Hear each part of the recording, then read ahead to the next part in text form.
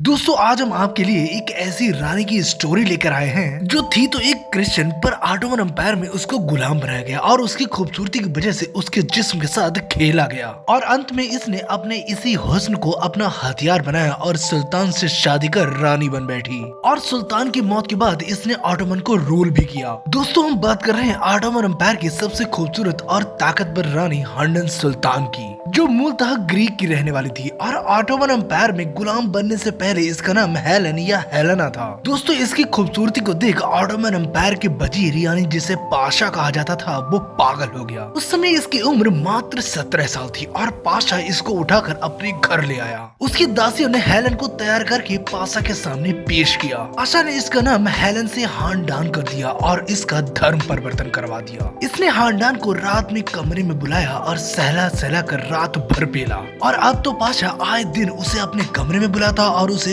जमकर पेलता। और इसके कुछ दिनों के बाद इसने सुल्तान को खुश करने के लिए इसने हानडान को ही सुल्तान के सामने पेश कर दिया और सुल्तान महमद भी इसकी खूबसूरती को देख पागल हो गया और इसने इसे हरम में रखने का आदेश दे दिया। सुल्तान ने रात में ही हानडान को बुलाया और शराब के नशे में वो भूखे भेड़िए की तरह उस पर टूट पड़ा और रात भर उसके चीखने की आवाजें आती रही। सुबह होने पर उसकी हालत काफी खराब थी। उसने सोचा कि जब मैं इतनी खूबसूरत हूँ कि हर एक आदमी उसके साथ सोना चाहता है तो क्यों ना अपने हुस्न का जादू सुल्तान पर ही चलाया जाए। और उसने ऐसा ही किया और जब भी सुल्तान उसके साथ रात बिताता वो सुल्तान को अपना प्यार जताती, जिससे कि सुल्तान भी उससे प्यार करने लगे। और ऐसा ही हुआ, धीरे धीरे सुल्तान उसके प्यार में पागल हो गया और उसने उससे शादी कर ली। पर कुछ ही सालों के बाद सुल्तान महमद की मौत हो गई। सुल्तान की कई बीबियां थी और उनके कई बच्चे थे, पर कोई भी बच्चा गद्दी पर बैठने लायक नहीं था। हानडान ने दिमाग चलाया और रात को ही महमद पाशा को अपने कमरे में बुलाया।